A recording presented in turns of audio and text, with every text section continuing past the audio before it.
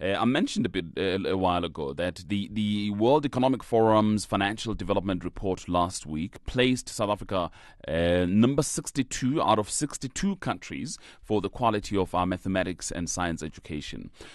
Think back a couple of months ago in August, the WEF Global Competitiveness Report 2012-2013 placed South Africa 140 out of 144 countries on the quality of our educational system as a whole. Now, what are the problems? How can we sort these problems out? And I see that this morning in the Times Big Read, Professor Jonathan Jansen has written quite extensively about the issue of mathematics in this country, but also just generally issues of educational problems and how we deal with those problems. Professor Jansen is on the line for me this morning. A very good morning to you, Professor Jansen. I thank you for your time. Good morning, my brother. How are you? I'm very well. Nice talking to you. I really appreciate your time. Thank you. Interestingly, and again, I'm just going to quote for people who haven't seen your article, your column in the Times this morning. You start off by saying, if you still believe mathematical literacy should remain in the school curriculum, consider the following question from grade 12, paper 1, examination written last week. And the quotation is, state whether the following event is certain, most likely, or impossible. And the event is Christmas Day is on December the 25th in South Africa. What do you make of that question, Prof? Man, when I first saw the somebody mentioned that on my Twitter, thing, I said to myself, this is a joke. And so I went to get the news, the exam paper, and I thought South Africa had actually lost its, either its sense of math or its sense of humor. How on earth can you, in grade 12, after 12 years of mathematics, ask such a stupid question? That's the kind of question I was asked when I was 4 years old in Sunday school, on what day is Christmas, And what makes it worse is to give you three options.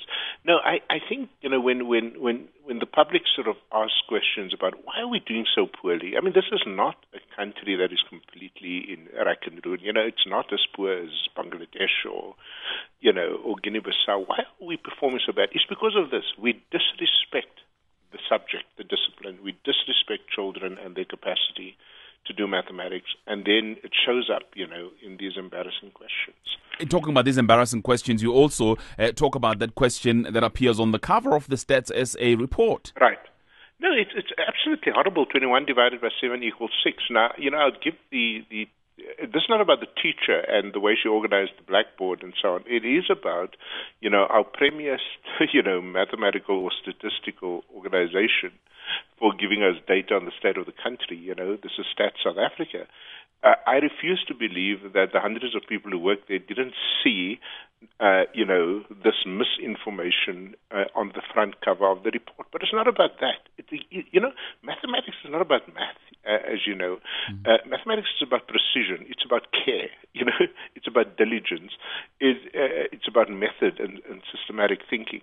And so in almost everything we do with numbers, whether it's the Christmas thing or the census report, it reflects a deeper underlying problem of a disrespect for those kinds of disciplines, So in general, though, the problems within our education system, is it simply because that we take things for granted? Yeah, I think what we have in the country at the moment, and obviously I have to think about this a lot, Now, I know a lot of the people who work in government, in the departments of education and so on and so forth, and I say to myself, either these colleagues are completely oblivious, to the state of education, and particularly in the sciences and mathematics. Either they just don't know, and so they tell the people that, every year the minister, sells a good game with the matric results. Either they don't know, either it's just complete ignorance, or they know that this thing is so bad, especially for the poorest of our children, but to own up to it is to make you look very bad politically. I still don't know which one, of the explanations. Be that as it may, as I said in the latter half of that article today, I work with young people in very poor schools throughout the Free State, Northern Cape, in fact, all parts of the country. And this is what breaks my heart. You give young people, like the lady I wrote about, Nozibangwa, you just give them a good mathematical education, and everybody will go up and get 90% and so on and so forth. But because we fail to deliver a good math and science ground game, if I may use U.S. political terminology, we fail these children and we fail the country. And as a result, we show up poorly in the comparative stats with other countries. Some, though, and you may very well hear it on the lines when we open the lines here, will argue that what you see today is really the legacy of where we come from. That's partly true. There's no question about it that, over many, many years, we have systematically told black people in particular, that you can't do math. I mean, that was, for Wurt's, raison d'etre as Minister of Bantu Education and so on. So all of that is true. But we've had 18 years, and I refuse to let anybody tell me that in the past 18 years this is simply a legacy problem. It is also inaction on our part and poor choices on our part.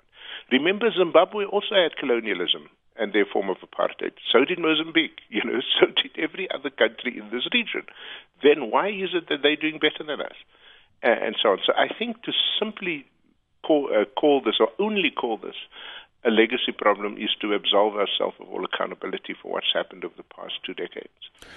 And part of it has been this inability to merge, because what you end up with are not even two, maybe more than two systems of education. One for the poor, very poor people, and of course also another one for the rich in our country. That's right. I mean, I wouldn't say rich, but certainly for the middle classes, which is deracialized. So, if you look at the schools where the members of cabinet send their children, I can assure you it's not township schools, okay, or black universities. They actually send their children to the deracialized middle class and upper middle class schools, okay? And so in a sense, they don't care. And then you have this 80% of schools where the children remain stuck, where the kids who could afford it have moved into the suburbs, into suburban schools, often at great cost to the parents and great danger to their lives, with public transport as it is. But these children are stuck, and nobody seems to really understand that you cannot have progress for a few unless everybody succeeds. That's obviously a concern. Mm. And that's why a couple of, was it a month or so ago, when you then said that government could no longer deny that there's a crisis in education. In fact, you went on to say that the issue is that privileged schools remain stable. There are no interruptions. But you go to the poor schools, they are on a daily basis interrupted. There is no question. And sometimes that direction is directly as a result of union activity. Other times it's just because of a culture that has been entrenched over many years, in which opening the school late and children leaving early and teachers not showing up and the principal being absent every other day. I mean, this is not stuff that is rhetorical. This is what I see every single day when I work with schools in the different provinces. So it's as if nobody cares, as if, this is okay for the poor kids, provided my kids are well taken care of. And that is going to catch up with us.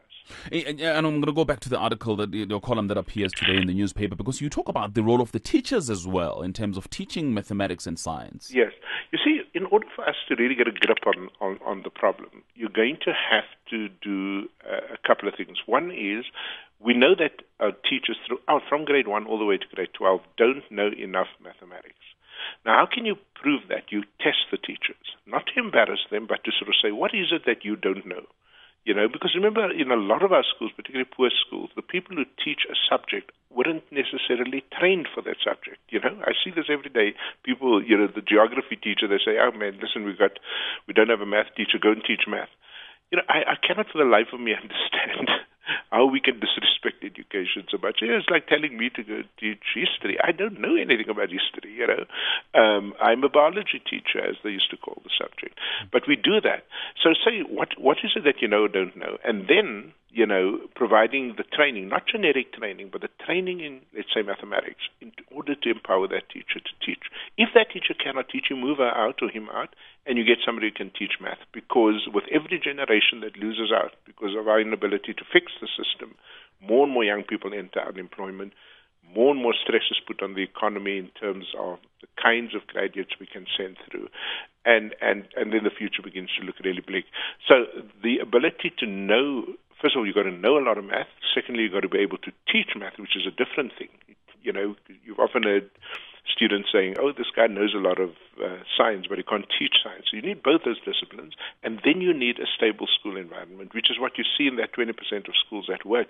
You know, you can be sure the school opens at 8 and it closes at 4 every day without fear. Now, unless you have those three factors acting in tandem, there's no way you're going to fix this.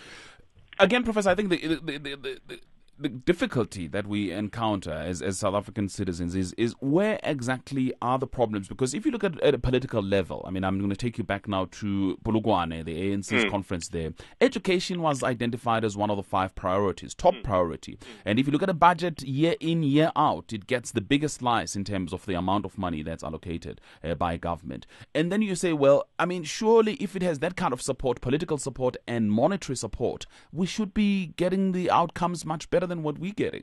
Yeah, but there's a missing discipline there. You know, you certainly need the political will. Okay, I'm not going to mention, but then you need implementation. So let me just give you an example, and I won't, because South Africans are sort of hypersensitive in the political domain, but let me give you just a very good example. I, from time to time, interact at big meetings with some of our political leaders, right, in South Africa. Those political leaders would regularly get up in Parliament and in public and say teachers should arrive on time. You've heard that, right? Yeah. I've never seen them arrive on time at any meeting. Do you see my problem? Yeah. So the problem is not the rhetoric. You need rhetoric. Hypocrisy. You need a persuasive rhetoric. But if you yourself don't live that, in the way you show up, of course the teachers are going to be late, because you're never early. I mean, the other day, one of our very senior people in the country came 2.5 hours late, and it's, I freak out, and, I just don't know how we got into this rut. So I think we've got to distinguish talking a good game and doing a good game. That discipline is called planning, and that's why I like Minister Manuel's planning report, At least you've now moved from just policy to thinking about planning, but now you need the willpower to execute that, and that is missing in South Africa.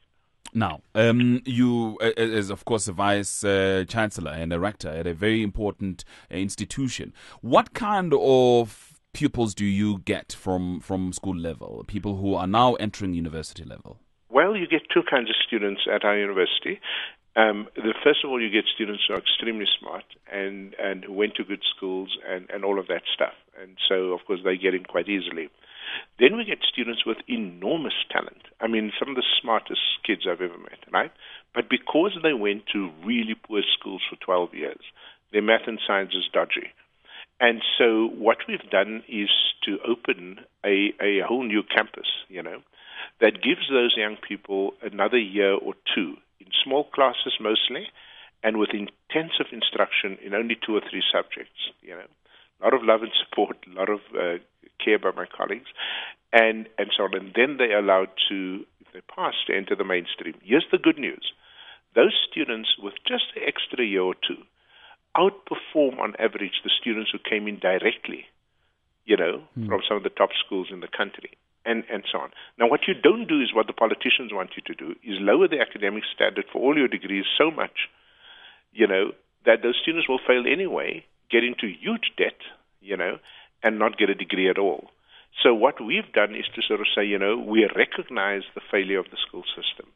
We give you a program, of another year or 2, and then we take you into the mainstream degrees. And I tell you, the joy of seeing those young people go across the graduation stage is unbelievable. But you also make a very important point, a very important allegation that politicians want to lower the standards. Well, politicians work in short cycles. They got 3, 4, 5 years, in the job. They appeal to the basest sector often of our society, sort of say, oh, those racist universities, they set their standards. They couldn't care less about the quality of education that you're giving to that child, or the fact that the young person might drop out. They could care less. They just want an immediate satisfaction. The truth is, you don't undo 12 years of damage in poor public schooling, by putting kids en masse into higher education. So what we do, we think, is responsible not only to the country, but to the individual, to the family, to just give them an extra year or 2, and so on. And I've seen this thing work so well that I would back this up anywhere in the world. This is not about the students being